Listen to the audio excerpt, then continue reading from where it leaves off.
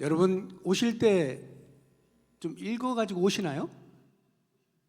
주일에 이걸 받으시는 걸로 알고 있는데 몇 번 읽고 오시는 분은 은혜가 몇 배가 되실 것이고 오늘 처음 오셔서 처음 듣고 하시면 조금 제가 준비하면서 받은 은혜에 모두를 다 누리시기에는 어렵지 않을까 하는 생각이 들어요. 그래서 가능하면 좀 예습을 하시고, 예습이라고 하는 것이 뭐 굳이 공부가 아니어도 본문을 몇 번만 읽고 오셔도 훨씬 들으실 때 이해가 빠르고 또 받는 감동이 좀 다를 것이다 하는 생각이 드는데, 그렇게 가능하시면 좀 노력을 해보시면 좋을 것 같고요. 그렇지 않아도 참석하시는 것만 해도 감사합니다. 열심히 참석하시고요. 이제 오늘 우리가 해석자의 집이라고 하는 곳에서 구원과 관련한 성경이 이야기하는 도리를 어떻게 하면 잘 깨달을 수 있을까를 위해서 이 해석자의 집이라고 하는 은유를 통해서 7개의 방에서 들어가 크리스천이라고 하는 주인공이 보는 여러 가지 내용들, 그것은 구원의 도리를 제대로 깨닫게 하기 위하여 먼저 알아야 될 7개의 교리를 말해주고 있는 것인데, 오늘 이제 2개의 교리를 하면서 지난번에 했던 5개와 합쳐서 7개 전체를 다 배우게 됩니다. 간단한 복습을 한번 해볼까요? 제일 처음에 해석자의 집에서 만난 방의 이름이 뭐였죠? 참목자상. 그렇습니다. 참목자상. 이것은 구원의 도리를 알려주는 교역자, 인도자가 얼마나 중요하냐, 영적 리더의 중요성에 대해서 이야기해 주고 있는 거고요. 두 번째는 율법과 복음. 구원의 도리는 행위가 아니라, 율법이라고 하는 행위가 아니라 복음이라고 하는 은혜로 말미암는다 하는 것이고요. 세 번째는 정욕과 인내죠. 이것은 뭐냐면 우리의 구원이 이 세상의 것을 추구하는 것이 아니라 내세의 영광과 소망을 추구한다. 그런 면에서 인내가 필요하다 하는 것을 알려주고 있는 것입니다. 네 번째가 그리스도의 보존하시는 은혜죠. 이게 어떤 교리라 그랬어요? 성도의 견인.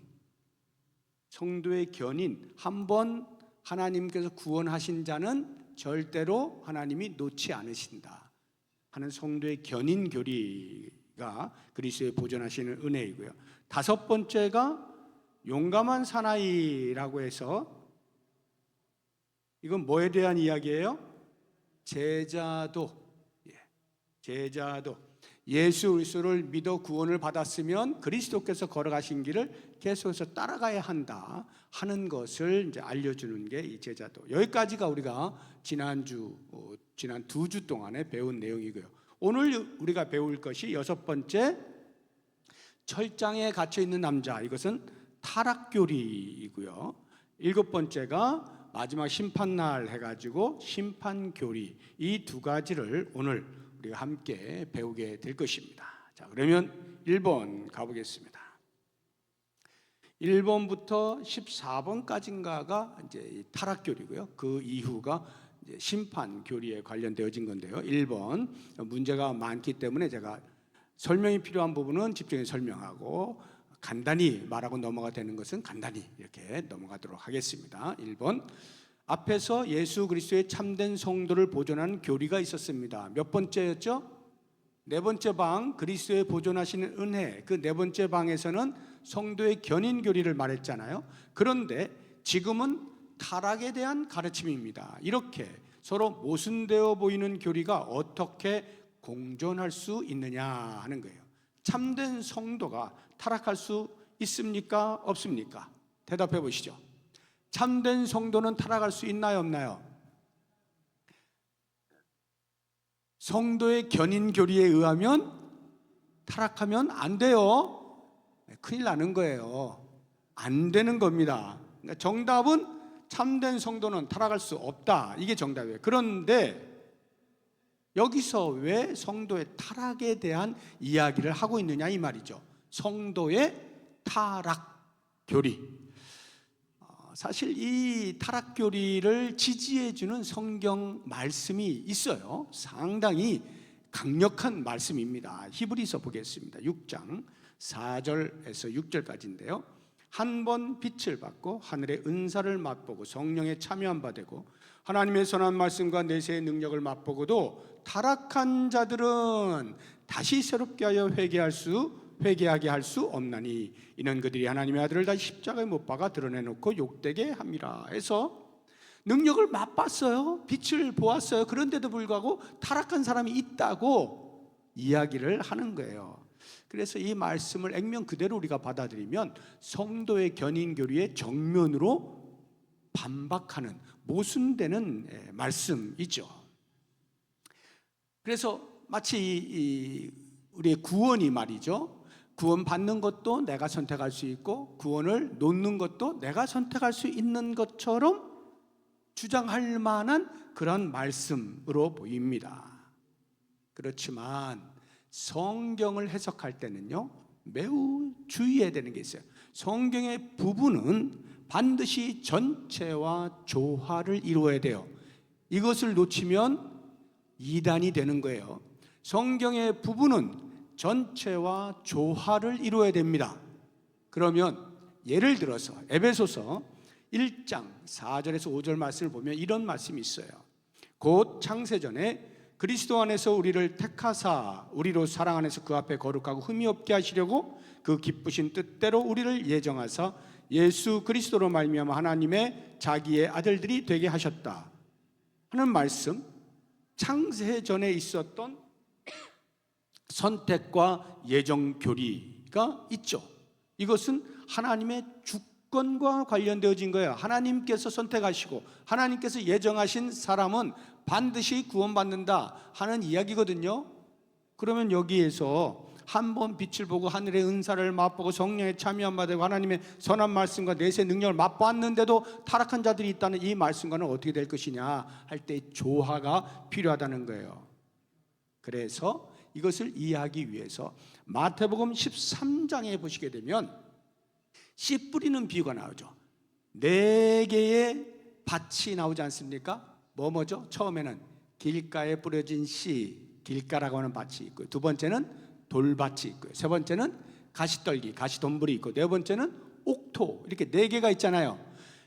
씨, 하나님의 말씀이 씨가 떨어졌어요. 길가는 아예 새들이 와서 쪼아 먹어버리니까 마음에 이 밭에 들어앉을 시간도 없으니까 그건 놔두고서라도, 두 번째는 돌밭과 세 번째는 가시떨기는 씨가 떨어지죠. 그래서 돌밭에는요, 처음엔 기쁨으로 말씀을 받아요. 그런데 환난이 와요, 고난이 와요, 박해가 와요. 어떻게? 넘어지는 거예요. 분명히 씨가 떨어졌는데 씨가 더 이상 자라지 못한다 이 말이에요. 가시떨기는 어떨까요? 분명히 씨가 떨어져서 잘 자랍니다. 그러다가 갑자기 세상의 염려나 재리의 유혹, 돈의 재물의 유혹이 올 때 그만 더 이상 자라지 못합니다. 이 비유를 가만히 보시게 되면 분명히 씨가 떨어졌는데 열매를 맺지 못하는 일들이 있다는 거예요. 옥토에 떨어진 씨만 30배, 60배, 100배의 결실을 맺는 거죠. 그래서 어떻게 이런 일이 있을까? 즉 겉으로 볼 때 분명히 씨가 떨어져서 자라는 것 같은데 실제로는 아닌, 결국에는 죽게 되어지는 이러한 것에 대하여 그 다음 씨 뿌리는 비유 다음으로 또 하나의 비유를 말씀해 주시는데 그게 알곡과 가라지 비유예요. 그 알곡과 가라지 비유에서 어떤 사람이 밤에 몰래 가라지를 뿌리고 갔단 말이죠. 그 일꾼들이 이거 다 뽑을까 했더니 주인이 뭐라 그래요? 야, 뽑지 마. 잘못 뽑다가 알곡도 같이 뽑을라. 그냥 놔둬. 나중에 추수할 때가 되면 저절로 다 분리가 된다. 놔둬라. 이렇게 말씀하시잖아요. 그러니까 알곡과 가라지가 쉽게 이야기해서 우리 신앙 공동체 안에 함께 있다 이 말이에요. 외형적으로 보면 잘 몰라요. 이게 알곡인지 가라지인지 지금 잘 모른단 말이에요.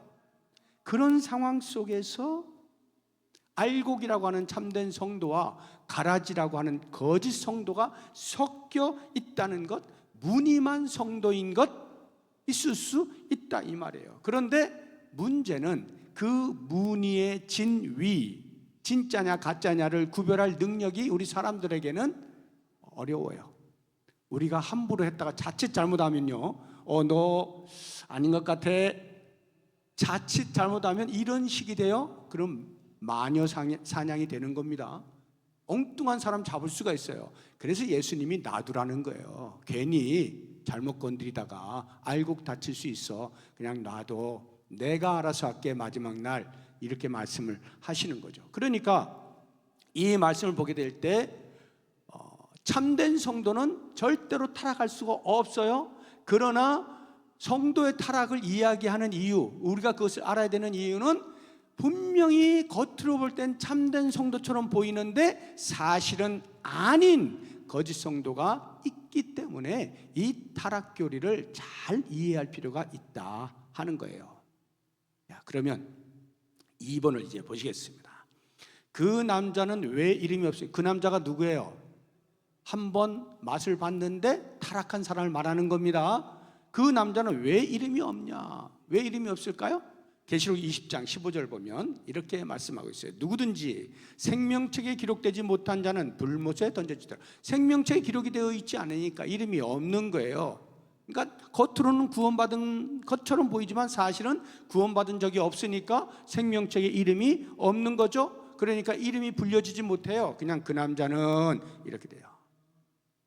신앙 공동체 안에서 다른 사람과 섞여서 신앙의 여러 가지 행위들에 참여한다라고 해서 그것이 생명책에 내 이름이 기록되었다는 것을 보장하는 것은 아닌 것입니다.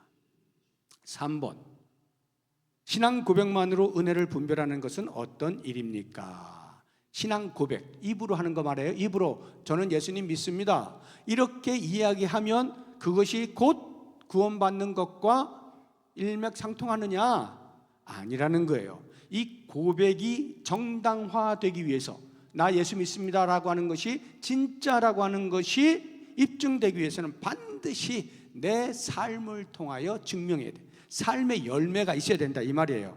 만약 열매가 전혀 없어요, 열매가 전혀 없어요, 그럼 어떨까요? 함부로 재단할 수는 없지만 의심할 만합니다. 이게 무슨 말인가? 디도서 1장 16절을 보시면 그들이 하나님을 시인하나, 분명히 말해요. 시인하나 행위로는 부인하니 삶의 열매가 없다 이 말이에요. 가증한 자요, 복종하지 아니하는 자요, 모든 선한 일을 버리는 자니라. 거짓말을 입에 달고 사는 사람이 예수를 믿게 되었어요. 그러면 어떻게 될까요? 사람은 좀처럼 변하지 않는다는 일반 원리에 따라서 계속 거짓말 할까요?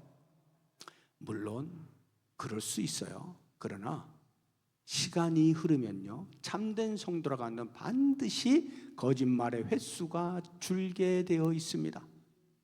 결국에는 거짓말하는 것이 혐오스러워지게 되어 있어요.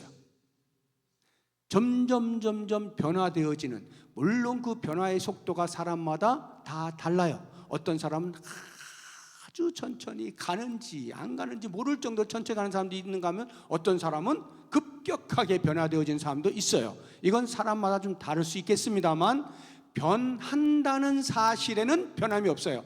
참된 성도는 반드시 변하게 돼 있어요. 우리 소그룹에 시나브로라고 하는 소그룹 있죠. 우리 박미희 권사님 그 소그룹, 거기가 시나브로라고 하는 이름을 가지고 있어요. 소그룹 이름이 시나브로예요. 이게 무슨 뜻인지 아십니까? 모르는 사이에 조금씩이라는 뜻을 가진 우리 순 우리말 부사입니다. 부사. 형용사를 꾸며주는 것을 부사라 그러죠. 나도 모르는 사이에 조금씩이라는 뜻이에요. 아마 제가 추측하기에 시나브로라고 하는 이름을 선택한 이유는 우리가 그렇게 나도 모르는 사이에 조금씩 조금씩 예수를 닮아가자 하는 소망을 가지고 이 이름을 짓지 않았을까? 저 혼자 스스로 추측을 해봅니다. 그런데요, 이 시나브로라고 하는 용어가 성도가 구원받고 성도답게 되어지는 모든 과정을 성화라고 할 때 성도의 성화를 표현해주는 아주 적절한 용어라고 생각을 합니다. 물론 눈에 띄게 변하는 사람은 뭐 말할 것도 없겠지만 설령 눈에 띄게 보이지 않는다 하더라도 서서히 그래서 저 사람은 신압으로 예수를 닮아가고 있어, 이런 말, 누군가가 나에게 그 말 해주면 정말 좋은 거예요. 저 사람은 신압으로 예수를 점점 닮아가고 있어. 알게 모르게 사람들이 눈치채지 못하게 어느 날 보니까 예수를 더 닮아가고 있는 모습. 참된 성도는 반드시 이게 있다 이 말이에요. 그래서 거짓 성도라고 하면 이런 흔적이 없어요. 도무지 바뀌지 않아. 도무지 옛날하고 다를 바가 전혀 없어요. 조금은 이상한 거예요. 예수를 믿는 사람은 반드시 조금씩이나마 여러 가지 경로를 통해서 점점 예수를 닮아가는 길로 가게 되어 있다 하는 것입니다. 4번, 타락하는 자에게도 빛이 비칩니까? 아까 뭐라 그랬어요? 빛이 비친다. 히브리서 6장 이 얘기하고 있죠. 다시 한번 볼까요? 히브리서 6장 4절 이하. 한 번 빛을 받고 하늘의 은사를 맛보고 성령에 참여한 바 되고 하나님의 선한 말씀과 내세 능력을 맛보았는데도 타락할 수 있다라고 분명히 이야기하고 있죠. 어떻게 이럴 수가 있을까? 성경에 대표적인 인물이 있죠. 사도행전 5장에 나오는 아나니아와 삽비라. 분명히 신앙 공동체 안에서 같이 신앙생활을 하고 있었잖아요. 그리고 가난한 사람들을 돕는 일에 자기의 재산의 일부를 갖다 바치기까지 했잖아요. 그런데 어떻게 됐어요? 성령을 속였다 해서 베드로에 의해서 단박에 한 명씩 죽어나가지 않습니까? 껍데기만, 무늬만 성도였던 거죠. 실제 신앙의 행위들이 있었어요. 그런데도 불구하고 죽어나가는 거예요. 성령을 속이는, 빛을 받은 것 같은데 사실은 참된 성도가 아닌 이런 일들이 있을 수 있다 하는 것입니다. 그러면 5번에 타락은 어디에서부터 시작합니까? 할 때 그 본문을 보면 나는 깨어있지도 않았고 근신하지도 않았습니다 라고 이렇게 말하는 것인데요, 깨어있지 않고 근신하지 않는 거예요. 그냥 이 정도면 된 거지 하고 아니한 거예요. 자만한 거예요. 고린도전서 10장을 보시게 되면요, 사도 바울이 고린도 교회 성도들에게 애굽에서 나온 이스라엘 백성들이 광야에서 많이 죽어갔다라고 하는 것을 본보기로 권면하는 말씀이 나와요. 분명히 애굽에서 나왔는데, 하나님의 은혜로 말이죠, 애굽에서 나왔는데 왜 광야에서 막 죽어갔을까요? 그 이유에 대해서 이렇게 이야기하고 있어요. 고린도전서 10장 5절을 보시면 그러나 그들의 다수를 하나님이 기뻐하지 아니하셨으므로 그들이 광야에서 멸망을 받았느니라. 실제로 얼마만큼 죽었을까요? 애굽에서 나올 때 20세 이상 된 남자로 여호수아와 갈렙을 제외한 1세대가 다 죽습니다. 다 죽어요. 왜요? 애굽에서 나왔으니까, 하나님께서 우리를 구원해 주셨으니까 이제는 약속의 땅 가나안으로 보내주시겠지 뭐 하고 여전히 과거에 애굽에 살던 모습을 바꾸지 아니하고 그냥 눈에 보이는 대로 성에 안 차면 불평하고 이렇게 하다가 하나님을 욕되게 한 거예요. 하나님이 기뻐하시지 않는 거예요. 이게 뭐예요 도대체?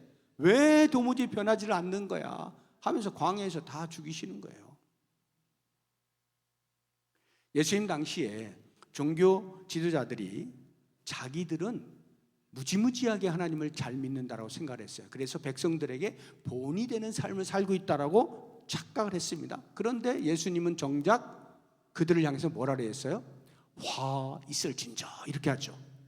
마태복음 23장 27절을 보시게 되면 화 있을진저 외식하는 서기관들과 바리새인들이여 회칠한 무덤 같으니 겉으로는 아름답게 보이나 그 안에는 죽은 사람의 뼈와 모든 더러운 것이 가득하도다. 이렇게 말씀하고 있어요. 그래서 우리는 어떻게 해야 돼요?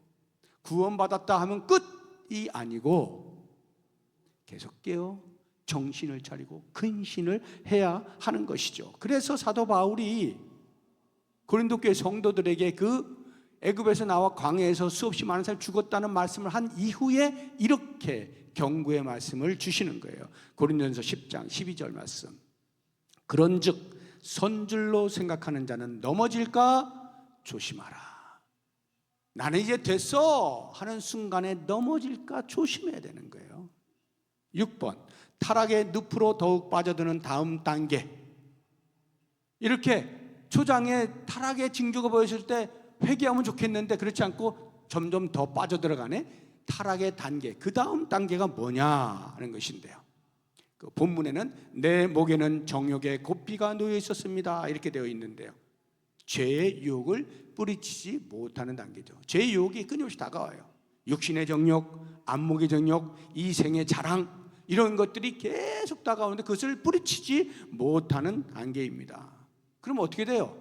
점점 심령이 강팍해지는 것입니다. 그러니까 진리의 말씀을 들어도 자꾸 외면하게 되어지는 거고요. 죄를 향하여 다름질을 하게 되는 거죠.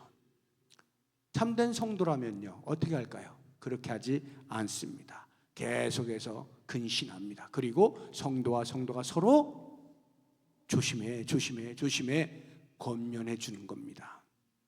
히브리서 3장 12절 13절 보시게 되면 형제들아 너희는 삼가 혹 너희 중에 누가 믿지 아니하는 악한 마음을 품고 살아계신 하나님에게서 떨어질까 조심할 것이요 오직 오늘이라 일컫는 동안에 매일 피차 권면하여 너희 중에 누구든지 죄의 유혹으로 완고하게 되지 않도록 하라.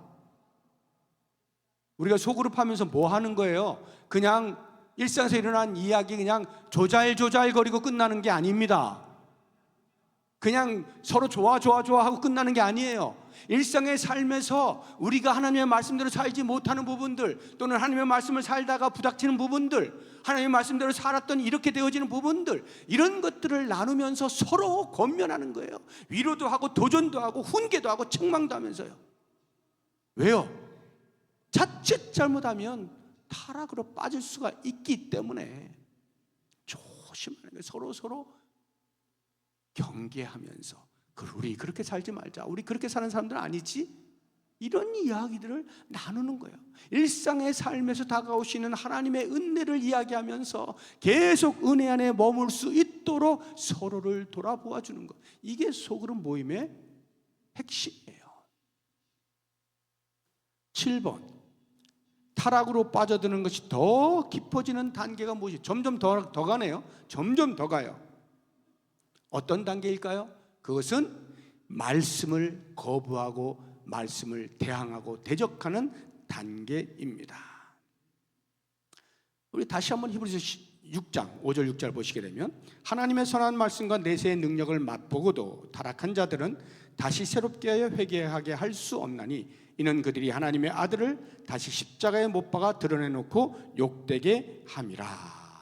말씀을 거부하고 대적하게 돼요. 왜요? 이 심령이 점점 강팍하게 되기 때문이에요. 이것은요 마치 예수 그리스도를 다시 한번 십자가에 못 박는 파렴치한 행위와 다를 바가 없어요. 그래서 십자가에 못 박아 드러내놓고 욕되게 한다라고 표현을 하고 있는 것입니다. 이런 사람은 회개가 안 돼요. 8번을 보세요. 회개할 수 없는 이유가 뭡니까? 라고 하는 건데, 회개할 수 없는 이유가 뭡니까? 회개가 어떻게 일어날까요?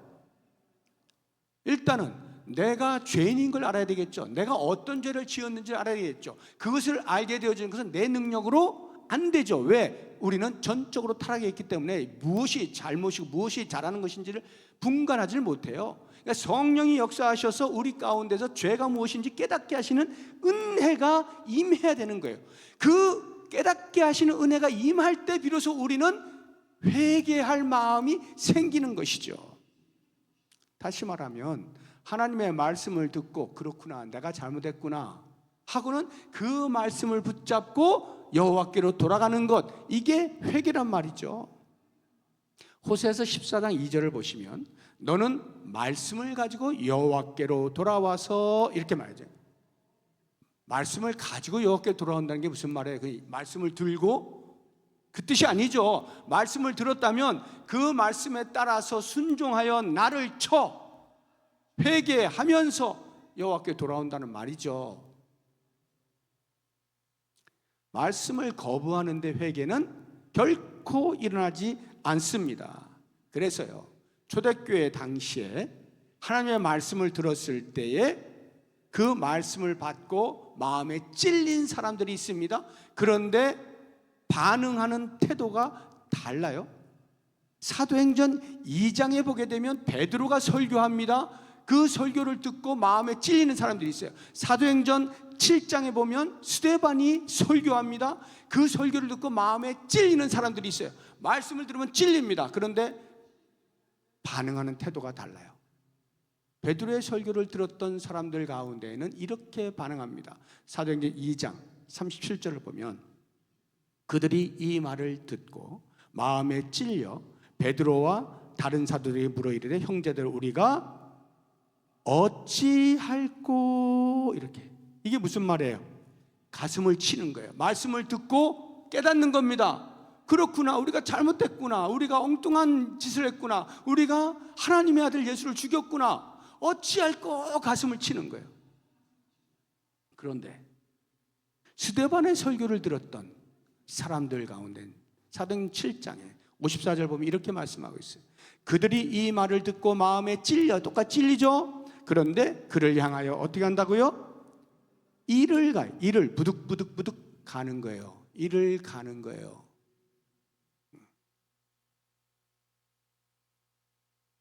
이건 뭐예요? 말씀을 듣고 말씀을 거부하는 거죠. 말씀을 대적하는 거예요. 그러니까 이런 사람에게는 회개가 있을 수가 없겠죠. 누구에게 회개가 임해요? 이런 사람에게. 어찌할꼬 하는 사람에게 회개의 은혜가 임하는 거죠. 일을 가는데 어떻게 회개가 일어날 수가 있어요? 안 되는 거죠. 그러니까 회개할 수 없는 이유는 뭐예요? 그들이 하나님의 말씀을 대적하고 대항하고 있으니까 회개가 일어날 수 없다는 말이에요. 자, 9번 보시면 더욱 악해지는 단계는 무엇입니까? 여기서 더 한 걸음 더 나간다? 뭘까요? 한 걸음 더 나간다? 이거는 다분히 의도적으로 대적하는, 대적을 하는데요, 의도적이라는 게 뭐냐 하면 자의적으로, 내 뜻을 가지고 자의적으로, 더 쉽게 이야기해서 노골적으로 대적하는 거예요. 히브리서 10장 28절 이하를 보면 이렇게 말씀하고 있어요. 모세의 법을 폐한 자도 두세 증인으로 말미암아 불쌍히 여김을 받지 못하고 죽었거든 하물며 하나님의 아들을 짓밟고 자기를 거룩하게 한 언약의 피를 부정한 것을 여기고 은혜의 성령을 욕되게 하는 자가 당연히 받을 형벌은 얼마나 더 무겁겠느냐 너희는 생각하라. 여기 뒤에 나오는 하나님의 아들을 짓밟는다, 자기를 거룩하게 한 언약의 피를 부정한 것을 여긴다, 은혜의 성령을 욕되게 한다, 이게 뭐예요? 자의적으로 내 의지를 가지고 일부러 그렇게 한다는 거예요. 강력하게. 대표적인 인물이 누굴까요? 대표적인 인물, 노골적으로 가룟 유다죠. 자기의 생각과 어긋나네. 그러니까 어떻게 해요? 가룟 유다가 지금까지 동고동락했던, 정말로 예수님의 수제자 중에 한 사람이라고 여길 만큼, 돈 괴를 맡을 만큼 충직한 제자였던 가룟 유다가 하루아침에 배반을 해버리잖아요. 내 생각과 어긋난다는 생각이 드는 순간 가차 없는 거예요. 노골적으로 팔아버리잖아요, 그냥. 그렇다고 하면 이 타락의 책임은 누구에게 있을까요? 10번. 본문에 보면 따라서 모든 약속에서 나 자신을 내쫓아 버렸습니다, 이렇게 번역을 해놓았는데, 이것은 나는 모든 언약으로부터 나 자신을 차단했다, 이런 말이에요. 내가 나 자신을 하나님의 언약으로부터 차단했다는 거예요. 내가. 그러니까 타락의 책임이 누구에게 있다고요? 나에게 있다 하는 것입니다. 바울이요, 제1차 선교 여행을 바나바와 함께 떠나잖아요. 비시디의 안디옥이라고 하는 곳에 이르러서 회당을 찾습니다. 안식일에 복음을 전합니다. 오, 굉장한 말씀이에요. 사람들이 깜짝 놀랐어요. 다음 안식일에도 와주세요. 그래서 또 가서 또 했는데, 오, 너무 놀라요. 더 사람들이 많이 모였어요. 다음 안식일에 또 와서 얘기해 주세요. 그 비시디의 안디옥의 대부분의 시민이 다 모였습니다. 유대인들이 큰일 난 거예요. 이거 자기들이 가르치는 것과 너무 다른 것을 막 가르치는데 사람들은 벌떼처럼 몰려드니까 그 바울과 바나바가 가르치는 말을 비방하고 반대를 하는 것입니다. 그때에 바울과 바나바가 이렇게 외칩니다. 사도행전 13장 46절을 보시면 바울과 바나바가 담대히 말하여 이르되 하나님의 말씀을 마땅히 먼저 너희에게 전할 것이로되. 여기 너희가 누구예요? 유대인을 말하는 겁니다. 하나님의 말씀을 맡은 자, 유대인을 말해요. 하나님의 선민 유대인 너희에게 전할 것이로되. 실제로 전했죠. 회당에 와서 실제 전했습니다. 그런데 너희가 그것을 버리고 영생을 얻기에 합당하지 않은 자로 자처하기로. 여기 자처한다는 말이 자의적으로 판단하여 거절한다는 거예요. 이렇게 거절하는 거예요. 그러니까 어떻게 돼요? 그 다음 우리가 이방인에게로 향하노라. 그러니까 유대인들이 복음을 듣지 않아서 거절당한 게 아닙니다. 듣지 않아서 하나님의 백성에서 떨어져 나간 게 아니에요. 이미 그들이 먼저 복음을 전했죠. 그런데 그들이 자의적으로 안 듣는 거예요. 그 말씀을 거절하는 거예요. 아, 우리는 영생받기 합당하지 않은 자야. 나도 신경 쓰지 마. 너 그 말이 엉뚱한 거야. 하고 스스로 자기 의지를 가지고 말씀을 대적하는 거죠. 그러니까 그 말씀이 자연스럽게 이방인에게로 흘러가게 된 것이에요. 타락의 책임은 절대로 다른 사람에게 있지 않습니다. 자기 자신에게 있는 거죠. 11번, 타락의 원인을 결정적으로 제공하는 것은 무엇입니까? 타락의 원인을 결정적으로 제공하는 것, 본문에는 이렇게 나오죠. 이 세상의 정욕과 쾌락과 이익들 때문이었습니다. 이렇게 나오죠. 그러니까 구원받는다는 것, 하나님의 자녀가 되는 권세, 하나님 나라의 유업을 얻는 이러한 일들을 소홀히 여기고 무가치한 것으로 치부하였기 때문이죠. 히브리서 12장 16절 이하에 보면 그렇게 했던 에서가 등장합니다. 음행하는 자와 혹 한 그릇 음식을 위하여 장자의 명분을 판 에서와 같이 망령된 자가 없도록 살피라. 너희가 아는 바와 같이 그가 그 후에 축복을 이어받으려고 눈물을 흘리며 구하되 버림바가 되어 회개할 기회를 얻지 못하였느니라. 하나님의 구원의 은혜를 가볍게 여기고 무가치한 것으로 여기면 안 돼요. 세속적인 정욕의 기쁨, 쾌락 이런 것들을 무게를 달았을 때 이렇게 되니까 문제가 생기는 거예요. 저울입니다. 여기에 이렇게 바구니를 놓았을 때 여기는 하나님의 구원의 은혜, 여기는 세상 정욕, 쾌락 이런 것들이에요. 이게 훨씬 무거운 거예요. 하나님의 구원은 너무 가볍게 여기지는 거예요. 그러니까 이런 사람은요 타락할 수밖에 없는 거죠. 처음으로 다시 돌아가서 참된 성도가 이럴 수 있을까요? 없습니다. 참된 성도는 이렇게 되질 않아요. 무늬만 성도일 때 이런 일이 벌어지게 되는 것입니다. 하나님의 은혜를 참된 성도는 결코 가볍게 여기지 않습니다. 12번, 그 남자가 회개할 수 없는 이유는 무엇입니까? 회개할 수 없는 이유, 본문은요 이렇게 이야기하고 있어요. 하나님께서는 저의 회개를 거절하십니다. 하나님의 말씀은 저에게 믿을 용기를 주지 않습니다. 마치 잘못 이해하면 하나님께서 회개 못하게 막으시는 것처럼 들리는데 그 뜻이 아니에요. 물론 원칙적으로는 그렇습니다. 왜? 회개 역시도 하나님의 은혜가 임해야 할 수 있는 거예요. 회개 아무나 하지 못해요. 하나님의 은혜가 임해야 회개하는 거예요. 예레미야 31장 18절에 보면 이런 말씀이 있어요. 에브라임이 스스로 탄식함을 내가 분명히 들었노니 주께서 나를 징벌하시매 멍에에 익숙하지 못한 송아지 같은 내가 징벌을 받았나이다. 남유다가 바벨론에 포로로 잡혀간 그 상황을 말하는 거예요. 주는 나의 하나님 여호와이시니 나를 이끌어 돌이키소서, 그리하시면 내가 돌아오겠나이다. 하나님의 회개하시는 은혜가 나에게 임할 때 나는 회개함으로 모든 징벌을 마치고 고토로 돌아갈 수 있겠습니다. 그러니까 회복하게 되는 은혜도 회개가 있어야 되는데 그 회개조차도 하나님의 은혜가 임해야 회개할 수 있다는 거예요. 그렇다고 하면 혹시라도 우리가 그렇구나, 하나님이 회개할 마음을 안 주셔서 회개할 수가 없게 되었구나 하고 회개하지 못하는 것을 하나님께 책임을 전가하면 될까요? 안 될까요? 안 되죠. 왜요? 아담과 하와가 그거 하다가 에덴 동산에 쫓겨난 거 아니에요.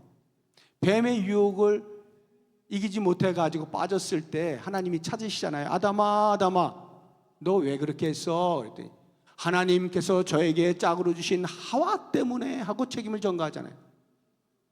이는 내 뼈 중에 뼈요 살 중에 살이라 멋진 말을 해놓고 나서 정작 위기가 닥치니까 그 여자를 팔아버리잖아요. 하나님이 나에게 그 여자를 주셔가지고 그 여자 때문에 내가 이렇게 타락한 거 아니요? 그랬더니 하나님께서 또 하와를 부르시네. 하와야, 너 왜 그랬어? 하나님이 만드신 저 뱀이 나를 꼬여가지고 내가 넘어진 거 아닙니까?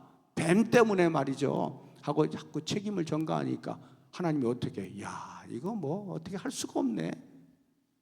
하나님 죄송해요, 잘못했어요 하면 회개하여 받아들일 텐데 자꾸 책임을 전가하니까 안 되겠다, 야 너 에덴 동산에서 갈 수밖에 없겠다. 쫓겨나가잖아요. 책임 전가 안 되는 겁니다. 회개하지 않는 것 하나님이 원인이 아니에요. 내 마음이 강팍하여서 회개의 마음을 회개할 말씀을 듣고도 내 스스로가 자의적으로 거부하는 거예요. 우리 모든 인류가 그렇다 이 말이에요. 우리 모든 인류가 그런 상태에서 성령의 역사하심을 통하여 하나님의 회개하는 은혜가 우리에게 임하여서 우리가 회개하게 되어지고 하나님의 자녀가 되었다.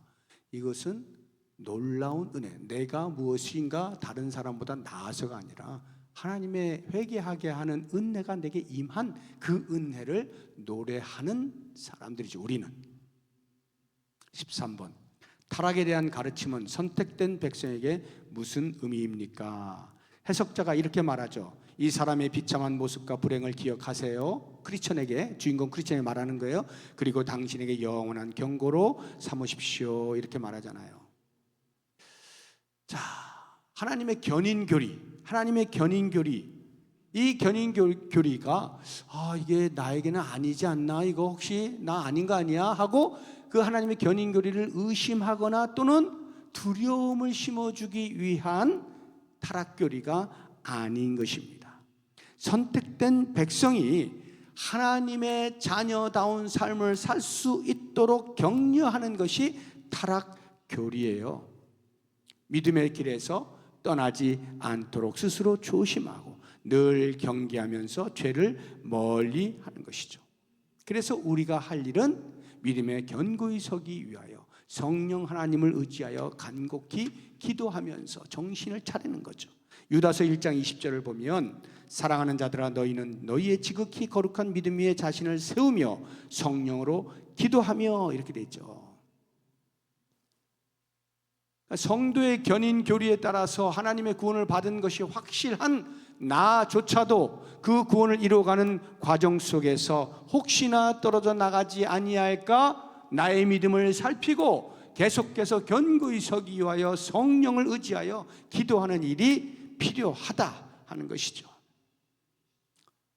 마지막 14번 타락의 가르침에 대한 크리스천의 반응, 어떻게 반응했을까요? 그 주인공이 이거 참 무서운 일이군요. 하나님, 제가 깨어있어 근신하고 사람을 불행하게 만든 원인들을 피할 수 있는 기도를 할 수 있도록 도와주십시오 하고 도움을 요청하죠. 어떤 도움? 구원의 완성이 있기까지 깨어 기도하는 일을 멈추지 아니하도록 도와주십시오 라고 하는 것인데, 자, 여기에서 이제 우리가 사도 바울이 말한 빌립보서 2장 12절의 말씀의 의미를 알 필요가 있어요. 빌립보서 2장 12절 보시면, 그러므로 나의 사랑하는 자들아, 너희가 나 있을 때뿐 아니라 더욱 지금 나 없을 때에도 항상 복종하여 두렵고 떨림으로 너희 구원을 뭐라 그래 있어요? 구원을 이루라 이렇게 돼 있죠. 구원은 밖에서부터 오는 것이라고 했는데 우리 보고 이루라고 말씀하시네. 이게 무슨 뜻일까? 이상하다. 혹시 생각하신다면 제대로 공부하시는 분이에요.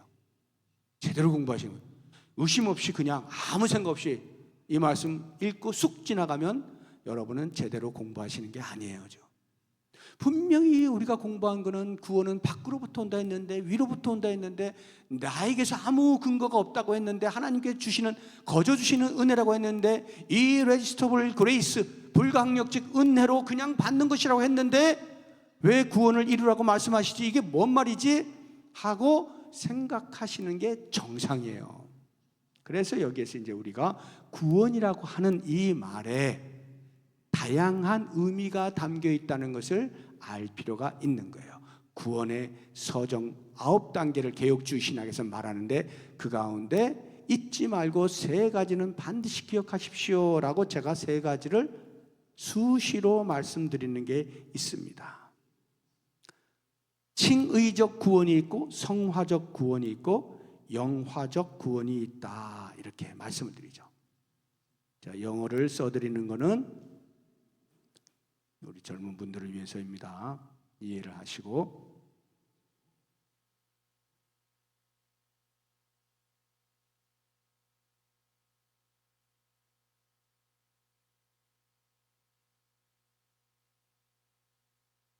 칭의, justification, justify, 의롭다고 여겨주다 하는 게 justification, 칭의.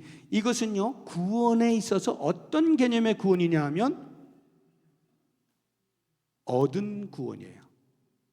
이게 지금까지 우리가 말하고 있는 위로부터 오는 구원, 밖으로부터 오는 구원을 말하는 것입니다. 우리 스스로 구원을 찾을 길이 없어요. 오직 하나님의 불가항력적 은혜로 다가와서 예수 그리스도를 믿는 믿음이라고 하는 수단을 통하여 우리가 얻은 구원. 여기에 나의 공로는 1도 없습니다. 전적으로 하나님이 하시는 일이에요. 이게 칭의입니다. 그러면 성화는 뭐냐? 얻은 구원, 구원을 얻었어요. 구원 받았어요. 그 사람이 이루어가는 구원이에요. 이루는 구원 또는 이루어가는 구원. 이루어가는 구원이 있어요. 이것을 설명하기 위해서 제 밑에 것부터 먼저 설명을 드리죠.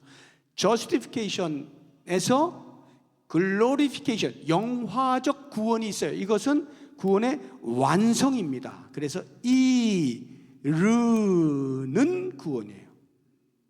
이르는, 도달하는 구원, 완성된 구원을 말하는 거예요. 이것은 예수 그리스도에 다시 오시는 그날, 심판날 우리에게 주어지는 구원의 마지막 단계예요. 이르는 구원입니다. 예수 그리스도를 통하여서 하나님께서 강력하게 우리에게 불강력적 은혜로 주신 이 구원이 마침내 완성에 도달하는 그날이 있기까지의 전 과정을 가리켜서 성화적 구원이라고 말해요. 이 전 과정, 그것이 이루는 구원, 이루어가는 구원이에요. 빌립보서 2장 12절에 나오는 너희 구원을 이루라 할 때 그 이루라는 것은 요것을 말하는 겁니다. 성화적 구원.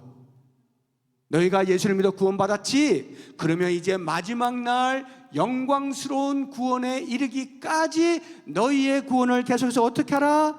성화, 점점 더 이루어 가라. 이 이루는 구원에 합당할 수준으로까지 이루어 가거라. 사도 바울이 빌립보 교회 성도들에게 권면하고 있는 내용입니다. 그러면요, 여기에 이루어 가라고 하는 이유가 뭐예요? 이루어 가기까지의 숱한 사탄의 위협과 유혹이 있다는 말이겠죠. 다시 말해서 우리가 예수를 믿고 주님 앞에 서는 날까지 우리의 삶에 있어서는 사탄이 끊임없이 우리를 넘어뜨리려고 하는, 때로는 위협으로, 때로는 유혹으로 사탄의 괴계가 있다 이 말이에요. 그러니까 이 모든 것들을 극복하면서 이기면서 계속하여 나아가는, 이루어가는 노력이 필요한 것이죠.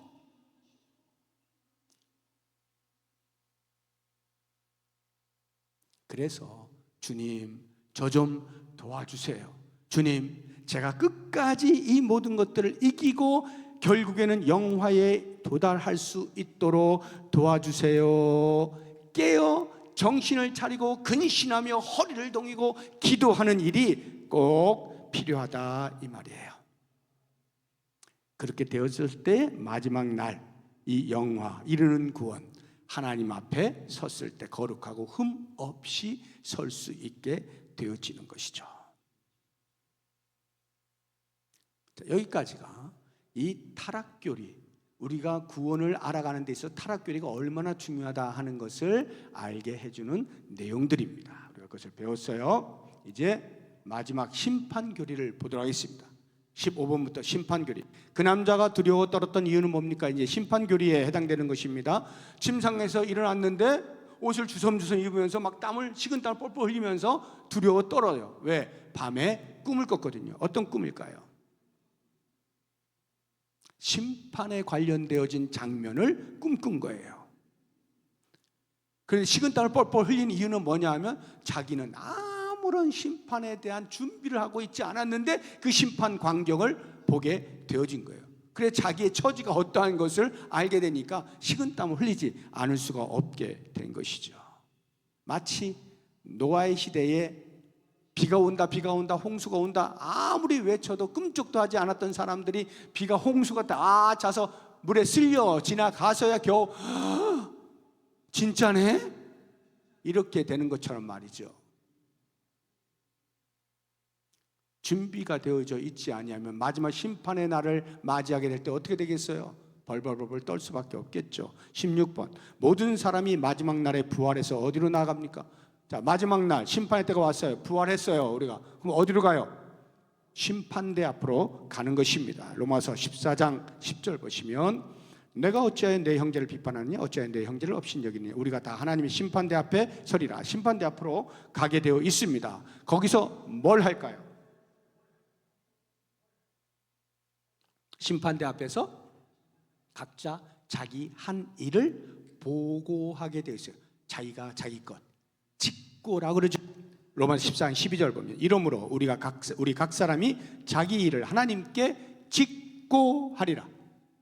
자기가 행한 것 자기 스스로 말하게 되어 있습니다. 17번, 숨을 곳을 찾은 사람들은 어떤 사람들입니까? 심판대 앞에서 막 숨을 곳을 찾아요. 왜? 심판의 형벌을 보게 되니까 나 큰일 났다, 이 형벌 받게 생겼는데. 누가 형벌을 받아요? 하나님의 은혜를 거부한 사람들이죠. 데살로니가서 1장 8절 보면, 하나님을 모르는 자들과 우리 주 예수의 복음에 복종하지 않는 자들에게 형벌을 내리시리니 이 형벌을 피하지 못할 자들은 당연히 숨을 곳을 찾게 되어 있어요. 18번, 무슨 책들로 심판이 행해집니까? 계시록 20장 12절을 보면 책 이야기가 나옵니다. 또 내가 보니 죽은 자들이 큰 자나 작은 자나 그 보좌 앞에 서 있는데 책들이 펴 있고, 책들이 나오죠. 또 다른 책이 펴졌으니 곧 생명책이라. 죽은 자들이 자기 행위를 따라 책들에 기록된 대로 심판을 받으니 세 가지 책이 나옵니다. 첫 번째 책, 생명책. 이것은 예수를 믿어 그 이름이 기록되어져 있는 책입니다. 두 번째, 각자 행한 행위가 기록된 책, 행위가 기록된 책입니다. 이 책에 따라서 이제 심판을 받는 거예요. 세 번째 책이 있어요. 무슨 책일까요? 법전입니다. 하나님의 말씀이죠. 심판을 하실 때 기준이 있어야 될 거 아니에요. 무엇에 따라서 심판을 하셔야 될 거 아니에요. 그 법전, 하나님의 말씀, 그거에 따라서 심판을 하신다는 거예요. 이 세 가지 책들에 의하여서 심판의 때에 하나씩 심판을 받게 되어진대. 그 심판은요, 절대로 공의로우셔요. 절대로 공의로우셔요. 그래서 심판에 하자가 없어요. 토를 달 수 없어요. 그냥 심판하시면 끝. 19번, 심판 다음에 어떤 일이 벌어집니까? 심판했어요. 그럼 어떻게 돼요? 그 다음에 이제 분류 작업이 있겠죠? 분류 작업이 있어요. 알곡과 가라지가 분리되는 일이 생기죠. 영생을 얻을 자 이쪽으로, 영벌을 받을 자 이쪽으로.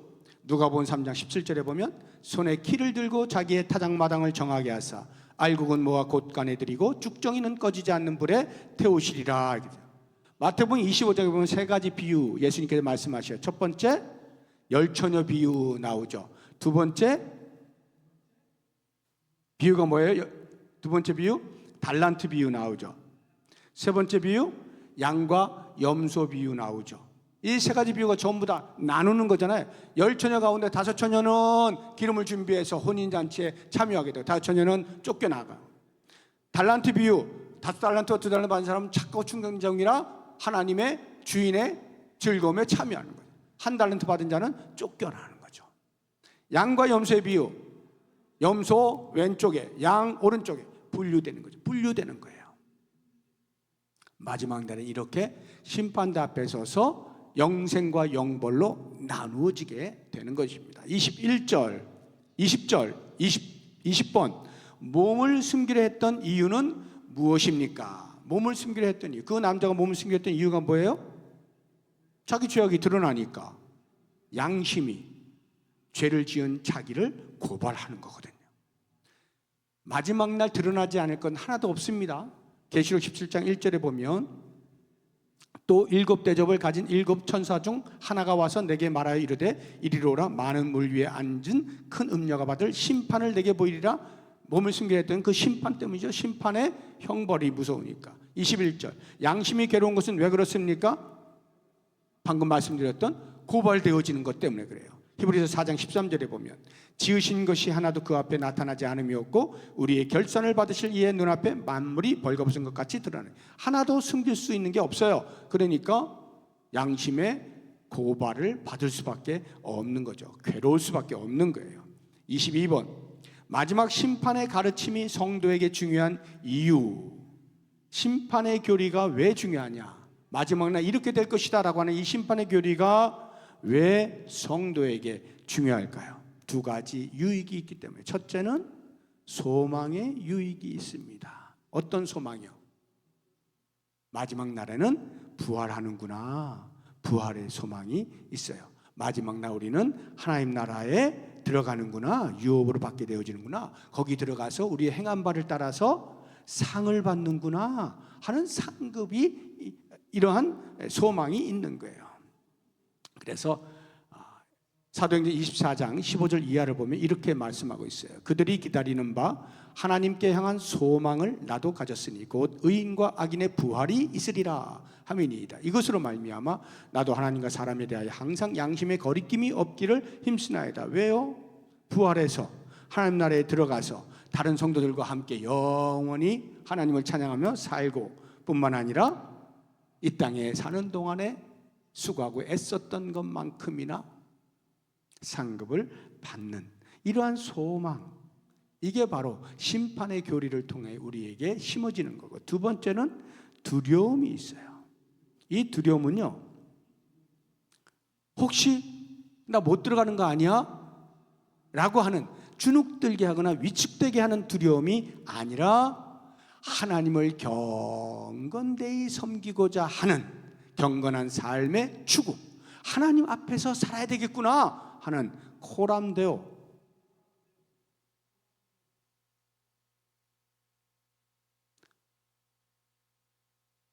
테오 또는 데오, 신전의식이라고 그러죠. 하나님 앞에서 살아야 되겠구나 하는 이런 경건의식, 이런 두려움이 심판교리를 통하여 생겨나게 되어지는 것이죠.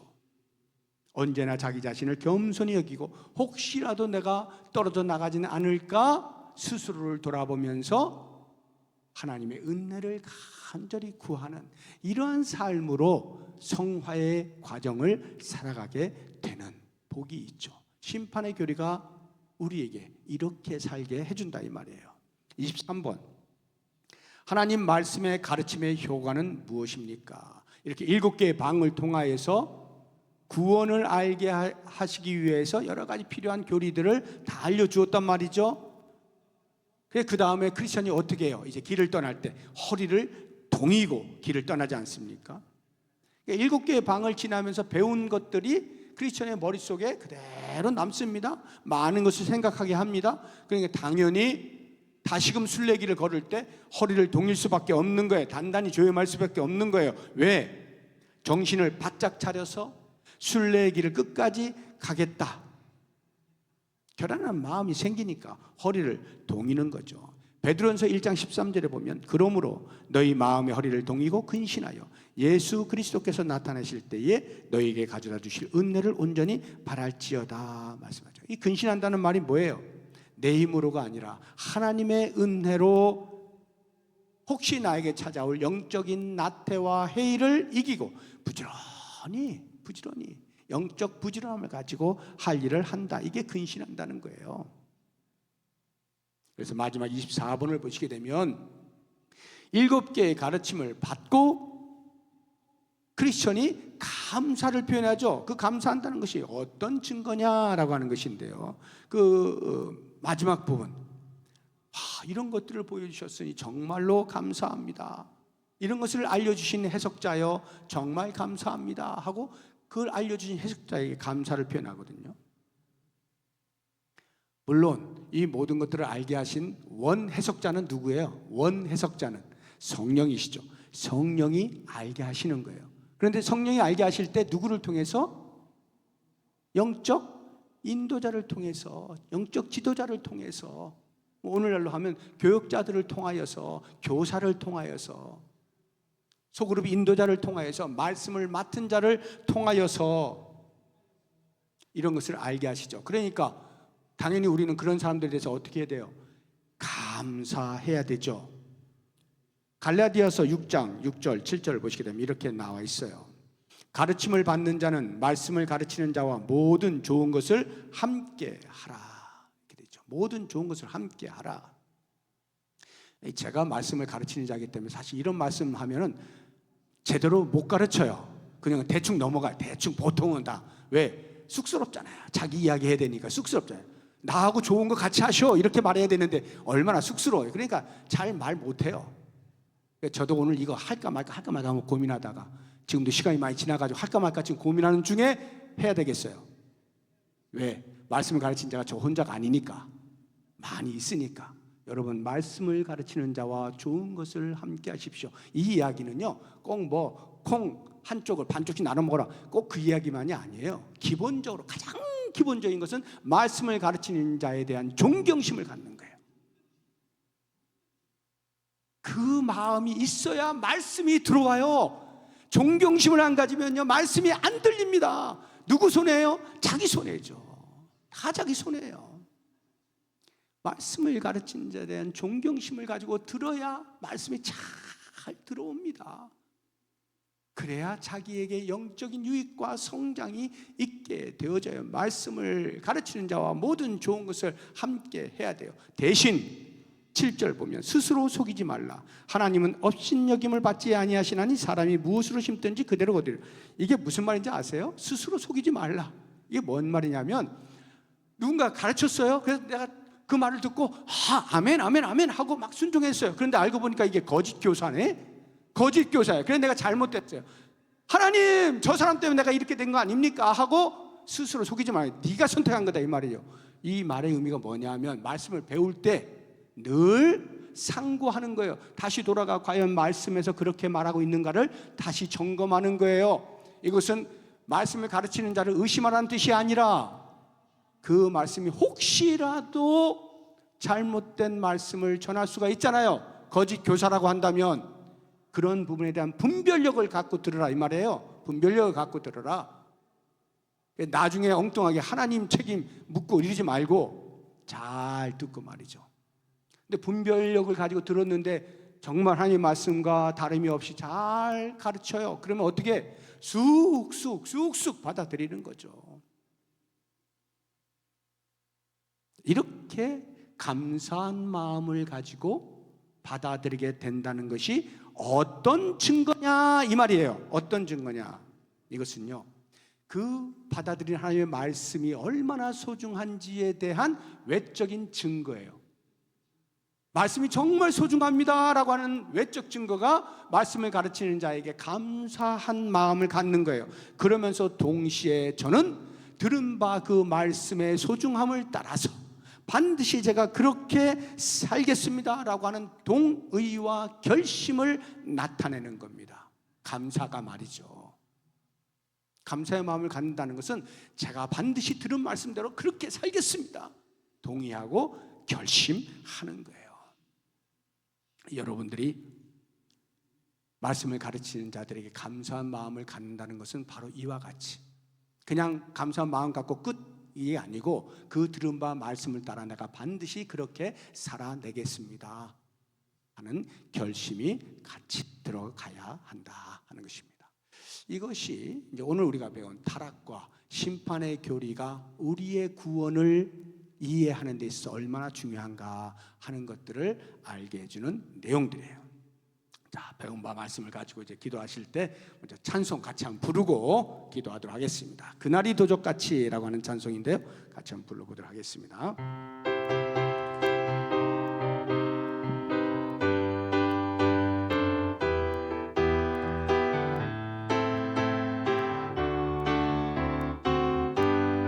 그날이 도적같이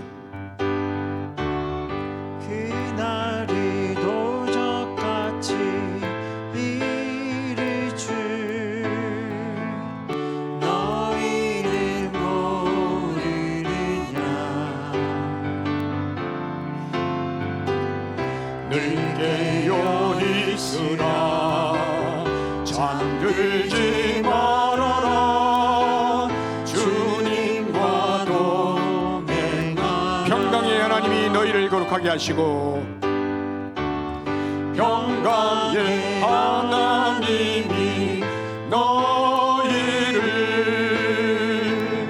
거룩하게 하시고 영혼과 온몸이 지워질 그날에 힘없기 원하노라. 항상 기뻐하라 항상 기뻐하라 쉬지 말고 기도하라 원사에 감사하라 이는 예수 안에서 너희에게 향하신 하나님 뜻이니라. 아멘. 세 가지 기도 제목을 드리겠는데요, 첫 번째, 영적인 교만과 해이에서 벗어나 늘 겸손함으로 자신을 살펴 진리에서 떠나지 않게 하옵소서 기도하시고요. 두 번째, 하나님 나라의 유업과 상급을 바라보면서 끝까지 구원의 도리를 이루어가게 하옵소서 기도하시고, 마지막 세 번째, 다산 봄을 맞이하고 있습니다. 우리 교회 세 개의 공동체가 있습니다. 뿌리 공동체, 줄기 공동체, 열매 공동체, 그리고 산하에 27개의 소그룹이 있는데 그 소그룹 모임 속에서 더욱 생명력 있는 교제와 나눔이 있게 해주십시오. 이와 같은 기도 제목을 함께 동성으로 기도하겠습니다. 하나님 아버지 감사합니다. 오늘 타락과 심판의 교리에 대하여서 배웠습니다. 우리의 구원에 얼마나 중요한 것인지 말씀을 통하여 알게 하여 주심을 감사합니다. 원하옵나니 내 마음속에 혹시라도 찾아오는 영적인 교만이나 회의에서 벗어나게 하시고 늘 자신을 살펴 겸손하게 진리에서 떠나지 아니할 수 있도록 도우시기를 원합니다. 내가 된 줄로 생각할 때 넘어질 수 있다는 사실을 잊지 아니하고 겸손한 마음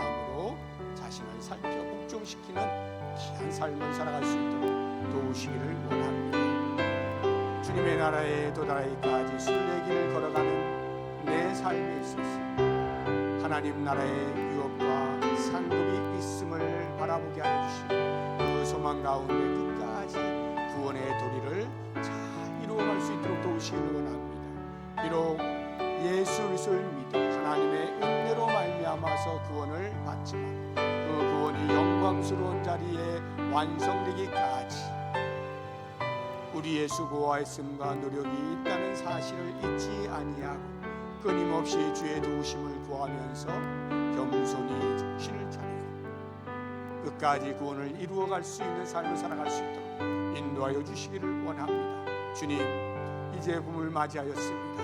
우리 교회에 공동체가 있습니다. 27개의 소그룹들이 있습니다. 계속하여서 서로 만나서 주의 말씀을 가지고 어떻게 우리의 삶에 역사하시는지를 나누며 아름다운 신앙의 교제가 풍성히 일어나게 하시고 그러한 시간들을 통하여서 계속해서 영적인 성장이 이루어질 수 있도록 도우시고 유익을 얻을 수 있게 하여 주시고 예수 그리스도 점점 더 닮아갈 수 있는 귀한 삶이 우리 교회 안에 풍성히 넘쳐나게 하여 주시옵소서. 예수님의 이름으로 기도드립니다. 하나님 아버지 감사합니다. 우리에게 가르치시는 구원의 도리를 더욱더 선명하게 깨닫기 위하여 알아야 할 7가지의 교리들을 배웠습니다.